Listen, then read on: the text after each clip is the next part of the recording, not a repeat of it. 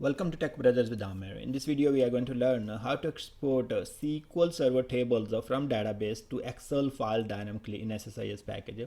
So what exactly we want to do from here? We have a database. Let's say we have TechBrothersIT database and we have tables DBO customer, DBO product, and DBO region. So if you select some results, these are the results that we have from here. What we would like to create, we would like to create an Excel file, maybe a TechBrothersIT.xls file, and export each of these table as a sheet and load that data. So all the tables in the database, they should be going to the one Excel file. So tomorrow maybe we have another 10 tables. Whenever we run the package, it should take all those tables and then export to that Excel file. Every time it will create a new Excel file with the date timer. Let's go ahead and create our SSIS package for this requirement. Open SSDT, SQL Server Data Tools, go to the SSIS packages, right click new SSIS package. Let's rename this one. We are going to call this one create Excel for all tables. Here we will be creating a couple of variables. One of the variable I'm going to create is called folder path. That's where our Excel file will be created. So it is going to be string type and provide the folder path. So that's the folder where we would like to create. These variables you will be able to use in the configuration. So once you use in the configuration, you can change the path anytime, and especially in the environments such as QA, UAT, and production, your folders are going to be in different paths. So probably there are a lot of chances that you're not going to use C drive on each of your environment. Maybe you have H drive or Z drive, and that's where your folder is for Excel file. The next part we would like to tell what should be the Excel file name. So Excel file name. In my case, I'm going to go with the database name. So that's the TechBrothersIT database name. IT. That's it. Now we're all set. One thing, we need to get the data from a database, right? So we need to create a connection manager. Right click, new ADO.NET connection, delete the existing one, create a new one. We will be providing SQL Server instance name, and then we have to provide the database name. SQL Server 2016, and here is our database TechBrothers IT test connection. Hit OK. Now this name is not that great, so we are going to change and give some reasonable name. In my case, I'm going to follow db_connection and database name. Whatever the name you like it, but at least it should make some sense when you are using this name in configuration. By looking at the record, you can tell, oh, okay, this is the connection manager for this database. Bring your script task in the SQL control flow pane, and then open it. Use Microsoft Visual C#. You can use Visual Basic if you like, but the script I'm going to provide is written in C#. So click here and use the variables. So user variable, folder path, and Excel file name. Hit OK, and we all good here. Edit script. The next part, we need the script to write in the script task editor. So I have already written the post and the script is there, so we just need to copy and paste. Go to techbrothersit.com, and once you are there, you will be going to the SSIS tutorial, video tutorial. You are on that. Let's give you this one, SSIS video tutorial. Once you are there, you will be going all the way down, and here we have a script task heading. Further go down, we have Excel source and destination, script task dynamic. And if you will come on right here on number 19, how to export SQL Server tables from database to the Excel file dynamically. Click here. It will open a post, and then you need to copy the script. If you cannot watch the video, you can use this post. This has snapshots and everything. You can follow step by step and create your package. These are the namespaces we need to add to the package, so we can use different methods or different instances from these namespaces. Let's go to the editor again, and here we have namespaces. I'm going to click here and paste the code. So system.io, as we are dealing with some files, and system.data.oledb, as we are going to write the data to the Excel file, and we are using OLEDB. a provider, so we can use some part from here, and as we are reading the data from SQL, we will be using this namespace. Let's go to the public void main function. Remove this part because I have already written inside my script. We are using try-catch block to handle the error in this scenario. If you have used my videos where we have not used try-catch block, you can copy and paste that same code from this existing post and use it there.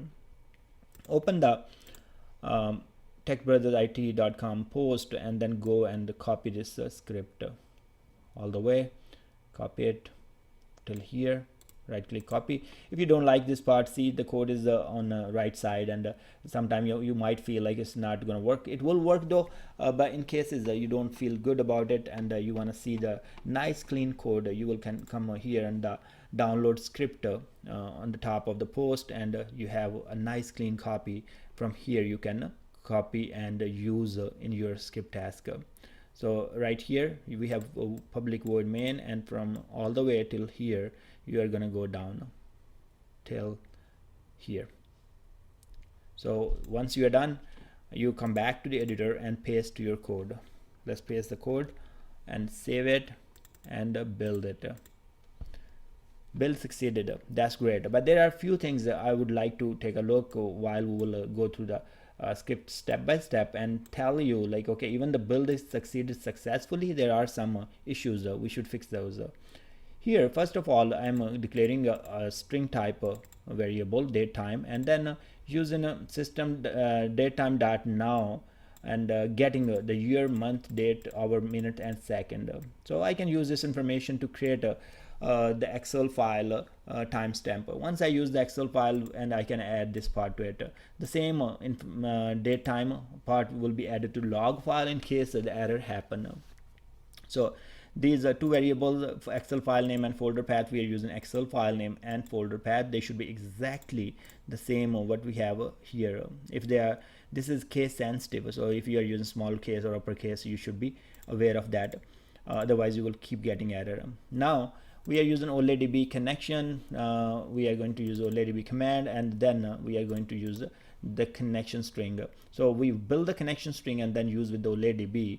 Here we are building our connection string Microsoft.ac.OLEDB 12.0, and the data source is the folder path plus the file name. So that's what we are going to create as the Excel file by using this provider.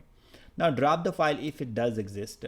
In our case, it's not going to happen because we are going to the level of seconds every time new file will be created. But let's say in case where you would like to create a file, one file per day, and every time you wanna, your package might run 20 times, and you want to just drop the existing file and recreate for that day, you will be using only year, month, and day, and you will not use this part. So in that case, your file will be dropped. See, with the small changes, we totally change the scenario, and we don't have to make whole lot changes. Look at this one. Use ADO.NET connection from a SSIS package to get data from tables. Here, if you remember, I was telling you even the build is succeeded and everything is good. This connection manager name is incorrect. So this build does not check if the variable names are correct or incorrect. So you have to make these connections and variable names correct. I'm going to call this one DB connection and TechBrothersIT. Remember, this is the connection manager name for our ADO.NET in our SSIS package. Now here we are building a query that we are going to use. So we are saying select schema name as a schema name plus name as table name from sys.tables where they are not shipped with the Microsoft. So get the system table names and the schema for them. Once we have the list of these table names and schema, we can loop through and create a sheet for each of that table. Now this SQL command, we saying, okay, run this query and get the results and put into the data table. So this is the data table is DT, execute it, is going to save the results. So let me take this query and show you what exactly it is going to return us.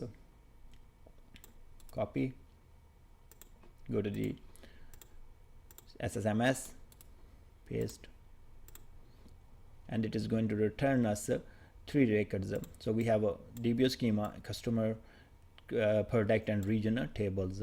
If we will have more tables such as maybe sales schema and all that, that will be returned, and they will be also returned to the Excel. So whatever you have, it is going to get that. Go back here and now take a look. We are looping through the data table, so that has our schema name and table name, and here we have a declare a string schema name just blank, and a string table name blank, because every time we are going to loop through, we are going to get that value. So here we are telling, okay, the very first item in the array, that is going to be our schema name, and the second array item is going to be our table name. You can see that here. See, this one is the very first one, and this is the second one. So start with 0 indexing in the array, so 0 and 1. Now once we are there, we get that information. Now select asterisk from that schema name and table name, so we get the data for that table, and then we are putting that in this data set. Once we have the data in the data set for one table, what we are going to do, we are going to get the column list for that table. So we could have get this from the SQL, but I consider like, okay, once we have the data set and in the memory, why not get from here? So why go back to the SQL and get it?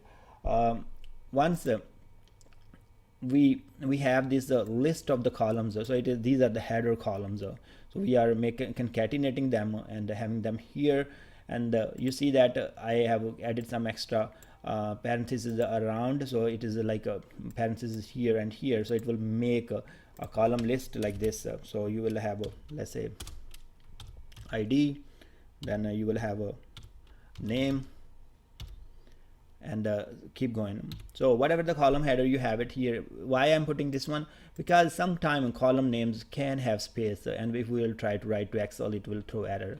So I want to take care of that part. I added that, and I'm using text as the data type for all the columns in the Excel. There, once I have that list of the table columns, then I'm going to create a sheet. So how you create a sheet? You say create table, and then schema name underscore table name.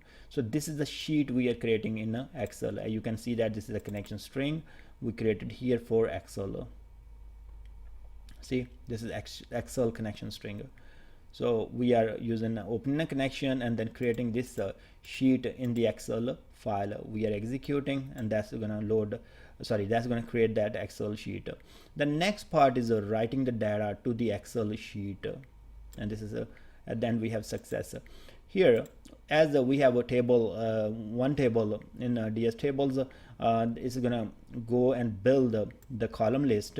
So, and then we are going to create the insert statement. We send insert into schema name and this one. So insert into this sheet and values, and these are the columns, all the columns and values, and we will provide those values after that. So you can see that we are concatenating these values here. See, column values, we are putting single quotes around and having comma around. So it is going to read each of the row and build this insert query, and then it is going to run this query and write the data to the Excel. Once that's completed, it is going to close the Excel connection and give us success, and then it is going to go to the next table. So you see here we have this right here, when we get this entire table list, then we are using a for each loop to go through each of the value. So every time it is going to use one table with schema and loop through, and then create the sheet and load the data to it. And if error happen, so then it is going to go to exception, create a file, a log file in the same folder where we are creating the Excel file, and then it will be having the same Excel file name whatever we have provided, and add the date time to it. So and use .log as the extension and write the exception to it. This is really good. I like that, because see, whatever the file name and extension you are using, sorry, date time you are using, so it is going to give the same exact log. So you will see like, okay, the error happened for this file. Let's create that error first. So I'm going to go ahead and say create table, and here I will say 3, 4. So 33. So let's see what happened. Now we go ahead and run our SSIS package. Hit OK, run it. See, the package failed. That's a good thing. We can go and figure out now why. The log file is created, and we see that syntax error in create table statement. So that's the problem. We need to fix that. Also, we do not see Excel file created here. That is created here actually, and the name is source folder path TechBrother, because there is one thing we are missing here. If we open this one right now, you are not going to see any data because the insert create statement failed. Here we did not put the back slash. That's why the folder name is coming as a source folder and putting the TechBrother with it and creating a file. So you need to put backslash here. So now it will go to the source folder. I do these kind of things by purpose so you understand what exactly is going on. Okay, fine. We will fix the issue now, and then finally we'll run. It should create our file.